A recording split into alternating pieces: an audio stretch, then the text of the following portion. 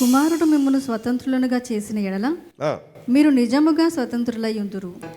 ఏమంట? కుమారుడు మిమ్మును స్వతంత్రులుగా చేసిన ఎడల మీరు నిజముగా స్వతంత్రులై ఉందురు. స్వతంత్రులు అంటే ఒక బంధకముల నుండి నిన్ను ఎవరన్నా విడిపిస్తే మరి దాన్ని ఏమంటారండి? ఆ బంధకముల నుండి నీకేం దొరికిందంట? విడుదల అంటే స్వాతంత్రం. మరి ఈరోజు మనం కూడా మన లైఫ్లో కొన్ని బంధకాల్లో ఉన్నాం. మనం ఎలాంటి బంధకాలు? కొంతమంది స్త్రీలు అంటారు, పాస్టర్ గారు నాకు పెళ్ళైన తర్వాత ఈరోజు వరకు నెమ్మది లేదు, సంతోషం లేదు. ఏమంట? పెళ్ళైన తర్వాత నెమ్మది లేదంట. ఒక పెద్ద ఆయన అంటున్నాడు, పాస్టర్ గారు నా కొడుకు పెళ్లి చేసిన తర్వాత నాకు స్వతంత్రం పోయింది, నేను బంధించబడ్డాను, నేను ఏది కూడా స్వతంత్రంగా చేయలేను. ఒక పెద్ద ఆవిడ కూడా అంటుంది, అయ్యా పాస్టర్ గారు నా భర్త చనిపోయాక నా మాటకు విలువ లేకుండా పోయింది మా ఇంట్లో.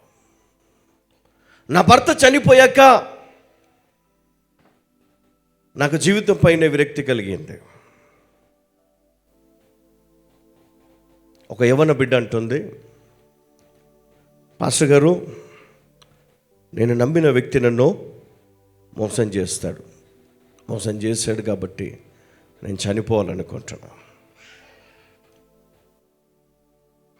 చావాలనుకుంటున్నాను నేను. చూడండి, ప్రతి ఒక్కరి జీవితంలో వయసుతో సంబంధము లేకుండా ప్రతి ఒక్కరి జీవితంలో ఏదో ఒక మూలన వారి యొక్క స్వాతంత్రమును కోల్పోయి ఉన్నారు. వారి చేతులకు సంఖ్యలు వేయబడ్డాయి, వారి పాదములకు సంఖ్యలు వేయబడ్డాయి. నడవలేరు, ఎవరితో మాట్లాడలేరు, వారి బాధను ఎవరితో చెప్పుకోలేరు, ఎవరితో చెప్పుకోలేరు. ఒకవేళ చెప్పుకున్నా ఎవరు అర్థం చేసుకోరు వాళ్ళని. అరే వాడంతేరా, ఆమె అలాగే చెప్తుందిరా, వయసు కదా పట్టించుకోవద్దు, చాదస్వం ఎక్కువైపోయింది. కానీ ఆ బాధ అనుభవించే వాళ్ళకి తెలుసు ఆ వేదన, ఆ బాధ.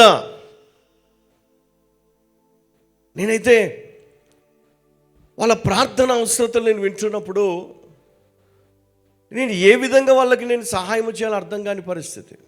కానీ మీ బాధను తీసివేసేవాడు దేవుడు ఒక్కడే. మీ బాధను లేదా మీ వ్యాధిని లేదా మీకున్నటువంటి నష్టాన్ని, మీరు కోల్పోయినటువంటి స్వతంత్రాన్ని నేను తిరిగి మీకు ఇవ్వలేను, కానీ నేను మీ కొరకు ప్రార్థన చేయగలను. దేవుడు నాకు ఇచ్చినటువంటి ధన్యత ప్రార్థన, దేవుడు ఇచ్చినటువంటి ఒక నాయకత్వం, దేవుడిచ్చిన అధికారము చొప్పున నేను ప్రార్థన చేయగలను. అంతేగాని వారి ఇంట్లోకి వెళ్ళి వారి బాధను మనము బాగు చేసే పరిస్థితి లేదు. కానీ వారి దుఃఖములోనే ఉదయం లేచింది మొదలుకి రాత్రి పడుకునే వరకు. కొంతమంది అంటారు, ప్రభువా నాకు రాత్రంతా కూడా నిద్ర లేదు, ఎందుకంటే ఆలోచనలు. ఇంకా కొంతమందికి ఒకటే అనుకుంటారు, ఏంటంటే చావే నాకు మార్గము, కానీ వేరే పరిస్థితి ఏది నాకు లేదు, కనబడటం లేదు. చావు ఒక్కటే నా జీవితానికి విడుదల, విముక్తి. ఏది ఏమైనా ఎవరికి ఉండే బాధలో వారికి ఉన్నాయి. కానీ ఏ ఒక్కరు కూడా స్వతంత్రం కలిగి లేరు. బంధించబడ్డాము, దాస్యములోనే మనం బ్రతుకుతున్నాము. ఏమి కోల్పోయినామంటే స్వాతంత్రమును కోల్పోయినాం.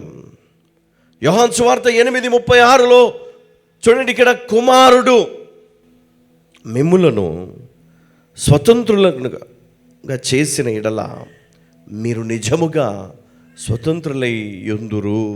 దానియేలు 3:17-18 ఈ విధంగా రాయబడి ఉంది. ఒక్కసారి మనం చదువుకుందాం.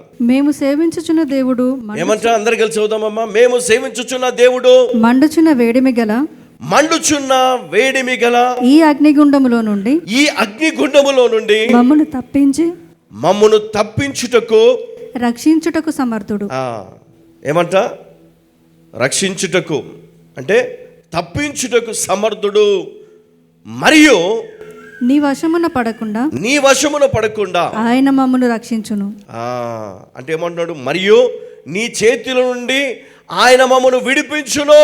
ఒకవేళ ఆయన రక్షింపకపోయినను, ఏమంటే ఇక్కడ రాజు చేయించిన బంగారు ప్రతిమకు నమస్కరించుమన్నప్పుడు వారు నమస్కరించలేదు. ఎందుకంట? కారణం, నిజమైన దేవుడు ఎవరో వారికి తెలుసు కదా. నిజమైన దేవుడు ఎవరో వారికి తెలుసు. అందుకనే వీరిని మండుచున్న అగ్నిగుండములో పడవేశారు. కానీ దేవుడు వారికి ఏ హాని కలగ చేయలేదు, ఏ హాని వారికి జరగలేదు. ఎందుకంటే వారితో పాటు మనుష్య కుమారుడు, దేవుని కుమారుడు కూడా వారితో కూడా ఉండి వారిని కాపాడుతున్నాడు. హల్లెలూయా, హల్లెలూయా, హల్లెలూయా. అందుకేమన్నాడు? మేము సేవించుచున్న దేవుడు మండుచున్న వేడిమి గల ఈ అగ్నిగుండములో నుండి మమ్మను తప్పించుటకు సమర్థుడు. అవునండి, దేవుడు మీ సమస్య నుండి మిమ్మల్ని తప్పించుటకు ఆయన సమర్థుడు. హల్లెలూయా.